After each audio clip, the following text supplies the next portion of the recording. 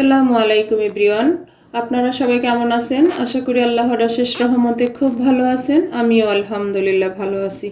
তো আজকে রেসিপি বিকেলের একটা নাস্তার রেসিপি, সেটা হলো ফুলকপি চিজ বল।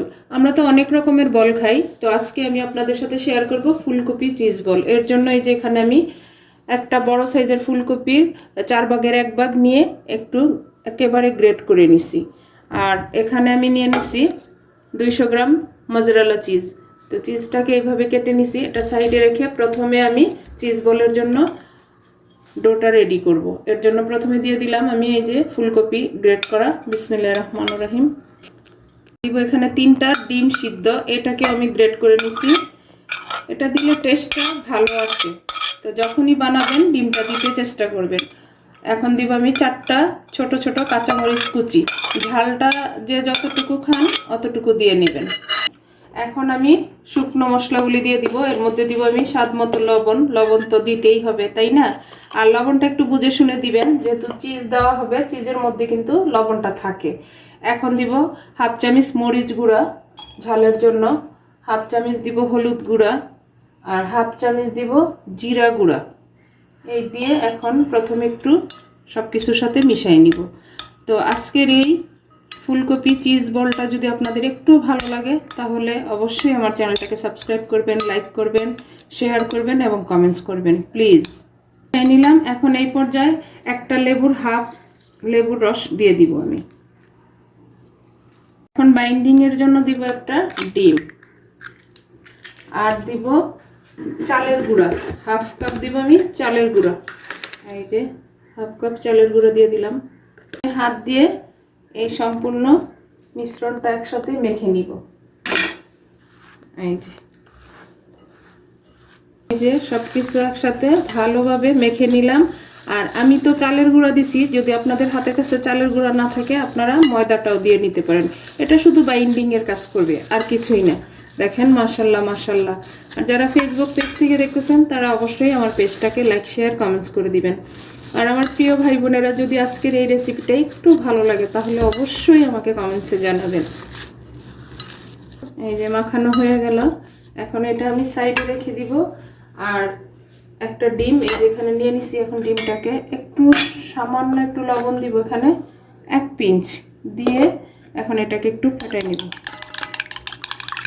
এই যে এখানে আমি ব্রেড গাম নিয়ে নিলাম। এখন আমি আমার ফুলকপির চিজ বলটা বানানো শুরু করব। এই যে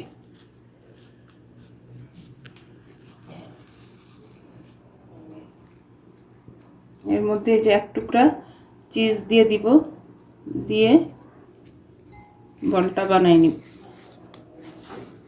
দেখেন মাশাল্লাহ মাশাল্লাহ, লুকটা কত সুন্দর।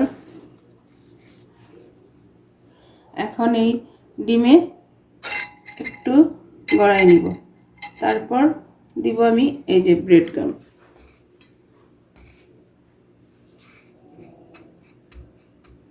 দিয়ে একেবারে সহজ, কিন্তু দেখতেও সুন্দর, খাইতেও স্বাদ। এটার কোনো তুলনা হয় না, এত টেস্টি হয়। এই যে দেখেন মাশাল্লাহ, হয়ে গেল একটা ফুলকপির চিজ বল।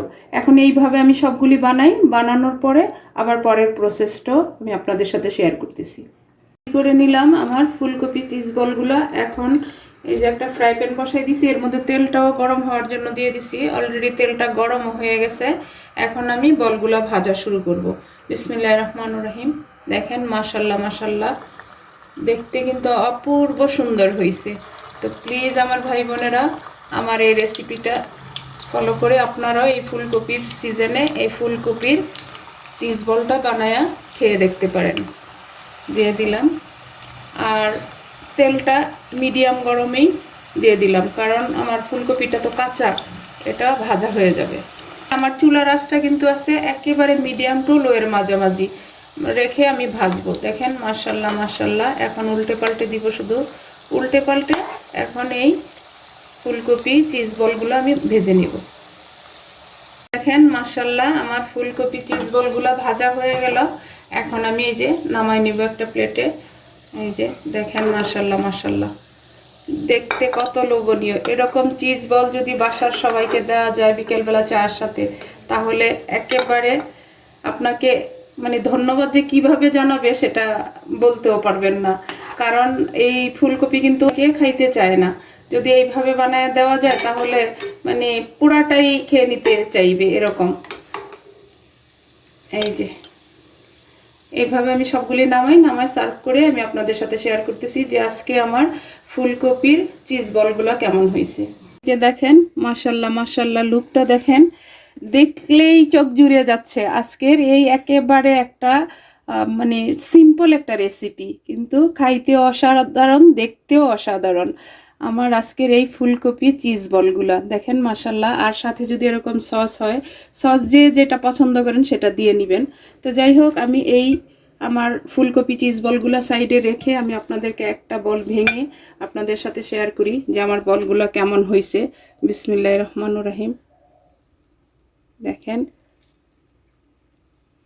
চিজটা, মাশাল্লাহ মাশাল্লাহ।